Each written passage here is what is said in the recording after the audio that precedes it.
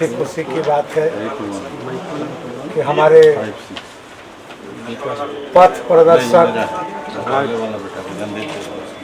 और राजनीतिक जीवन के एक लंबे समय अतिबाहित करने वाले पूर्व सांसद, पूर्व विधायक भुवनेश्वर जी, हमारे केशव जी, हमारे बड़े भाई भी जो विधानसभा के पूर्व अध्यक्ष भी रह चुके हैं, हमारे भोक्ता जी और आप तमाम माननीय पूर्व विधायकगण, सबको मैं अपने तरफ से कृतज्ञता जाहिर करता हूं। और सही मायने में मैंने इस बात को पहले भी स्वीकार कर चुका हूं कि राजनीति के निरंतरता को बरकरार रखने के लिए वर्तमान और पूर्व दोनों को ही मिल के चलने का आवश्यकता है। ऐसा नहीं है कि जो पूर्व है वो फिर वर्तमान नहीं होंगे और जो वर्तमान है वो पूर्व नहीं होंगे। ये तो राजनीति का परंपरा है और परिपाटी है, इस तरह होते ही रहते हैं और इसी तरह से राजनीति चलते आया है और चलते रहेगा, यही मूल विषय है। लेकिन अगर किसी जगह में जो आज संसदीय व्यवस्था में निर्वाचित सदस्य न हो और उनके भावनाओं में किसी तरह से इन्फीरियरिटी कॉम्प्लेक्स या हीनमन्य की भावना अगर उत्पन्न होता है तो ये भी बात सही नहीं है। ये समाज के लिए घातक है। आपसे समाज को बहुत सारे अपेक्षाएं हैं और हमारे बड़े भाई राधा कृष्ण किशोर जी के बातों पर जो झलक रहा था वो सही बात है कि हर विषय के मर्मज्ञ हैं, जानकार हैं, चाहे तो लोग उनसे डिस्कशन कर सकते हैं। डिस्कशन करने के क्रम में अगर उचित लगे कि इनका विचार सही है, इनका अनुभव सही है, तो निश्चित रूप से उन्हें ग्रहण करने में कोई गुरेज नहीं होना चाहिए। इसलिए पूर्व विधायक मंच जो वर्षों से हमारे झारखंड राज्य के अंदर में स्थापित है और लोग समय समय पर राजनीतिक परिदृश्य में और राजनीतिक स्थिति परिस्थिति पर जो विचार रखते हैं उनको साझा करने की आवश्यकता है। और रही बात जो सबसे ज्वलंत मुद्दा और ज़रूरत का मुद्दा ये है कि हमारे राज्य के अंदर में एक साथ गृह निर्माण समिति बनी थी। एक था विधायक सांसद लोगों का गृह निर्माण समिति, दूसरा था ऊंचे पदाधिकारियों का गृह निर्माण समिति। लेकिन विडंबना ऐसा है कि पदाधिकारी लोगों का गृह निर्माण होकर के लोग गुजर बसर कर रहे हैं उसी घर के अंदर में, और हम माननीय सदस्यों को आज तक भूखंड उपलब्ध नहीं हुआ है। और ये मेरा अतिशयोक्ति नहीं होगा कि मैं इस मामले में आपके साथ खड़ा हूँ। मैं भी 2005 में जो अपना अंशदान है इसको दे चुका हूँ और मुझे जहाँ तक ये 3 साल 3.5 साल के दरमियान अध्ययन करने का मौका मिला और मैंने कई बैठक इसमें कर चुका। पूर्ववर्ती सरकार के समय में भी हम लोगों का जमीन आवंटित हो चुका है और ज़मीन का जो मूल्य है वो भी सरकार के खजाना में जमा भी हो चुका है। सिर्फ उसमें यह बाकी है उसको प्लॉटिंग करना और माननीय सदस्य को उस पर आवंटन करना, यही बाकी है।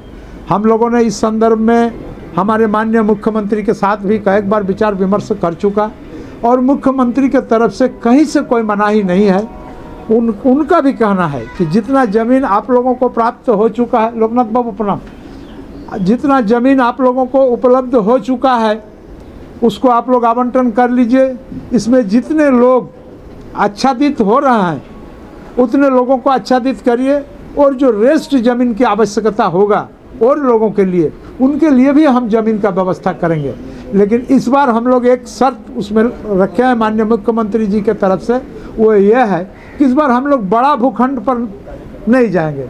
जो छोटा छोटा भूखंड है और वैसे जगह में संथाल परगना के तरफ से आने में संथाल परगना के माननीय सदस्यों को किस ज़मीन में सुविधा होगा, हजारीबाग के तरफ से आने वाले माननीय सदस्यों को किस तरह का होगा, जमशेदपुर तरफ से आने वाले माननीय सदस्यों का किस तरह सुविधा होगा, पलामू गढ़वा तरफ से आने वाले माननीय सदस्यों का किस तरह सुविधा होगा। इसी तरह हम लोग भूखंड का चयन करके बाकी लोगों को पूरा करेंगे।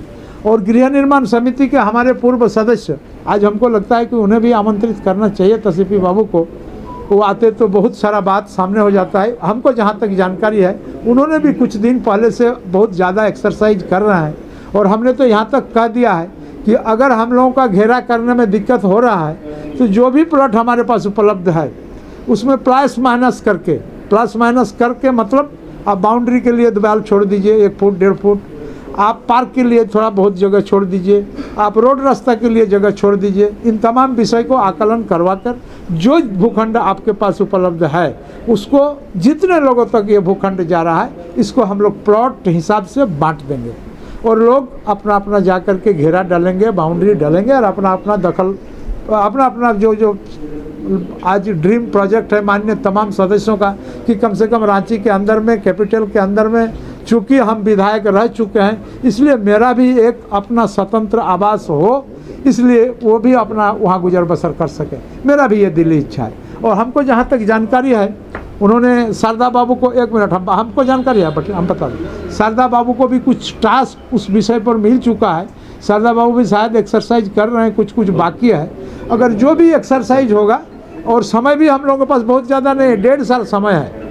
हम लोग अगर 5-6 महीना के अंदर इस काम को पूरा नहीं कर लिए, मतलब बाउंड्री तक अगर नहीं पहुँचे, तो हमको लगता है कि ये टेन्योर भी हम लोगों को अगले टेन्योर के जैसा ही साबित होगा। इसलिए शारदा बाबू जैसे भी हो, 1 मिनट हम समाप्त करते हैं, उसके बाद आपका सुन के चलेंगे। जैसा भी हो, मिल के, बोल के, बैठ करके, दुलार से, जैसा भी हो करके ये काम कर लेना ही हम लोगों का बुद्धिमानी है, इसलिए कर लेना ही हो। और मैं अधिक न कहते हुए अपना संक्षिप्त वाणी को यही विराम देता हूँ। अंत में एक बात कहते हुए, जो वर्तमान MLA का सुख सुविधा है उस सुख सुविधा के अनुसार तो हम लोग दे नहीं सकते हैं, जो कि संवैधानिक बाध्यता है। लेकिन चूँकि आप एक MLA हैं और MLA होने के बाद आपका जो सामान्य सुविधा है वह सुविधा से भी हम लोग मुकर नहीं रहे हैं। आपको उस तरह का सुविधा दिलाने के लिए हम लोग बद्ध परिकर हैं। आने वाला समय में जो चीज़ की आवश्यकता होगा, आपको उपस्कर, फर्नीचर, जो चीज़ की आवश्यकता होगा उसको भी हम लोग पूरा करने का निर्णय लिए हुआ है। और एक बात हमारे मेहता जी भी बोले कि हमारे पास माननीय पूर्व विधायक का जो भी समस्या आया, चाहे फैमिली पेंशन का हो, चाहे मेडिकल रीइंबर्समेंट का हो, चाहे डीजल पेट्रोल का हो, इन तमाम विषय को मैंने समाप्त करके सरकार के समक्ष जो चीज़ भेजने का है उसको हम भेज दिए हैं। फिर से उसको परस्यू करके फिर से पुनर्स्मारित करते हुए इस काम को कराने के तरफ आगे बढ़ेंगे। इन्हीं शब्दों के साथ आप तमाम लोगों को मेरा हाँ अच्छा हल भी बहुत बड़ा चीज़ नहीं है, ये भी बहुत बन जाएगा। ठीक ये भी बहुत बड़ा चीज़ नहीं है, हल का स्वरूप ले ही चुका है, उसका मॉडिफिकेशन करना है, इतना ना वो भी होगा यार, ये परमानेंट चीज़ होगा। ऐसा नहीं कि ये हल आप लोग चले जाने के बाद या हम लोग चले जाने के बाद सुना पड़ जाएगा, ऐसा भी नहीं। इसका निरंतरता बना ही रहेगा।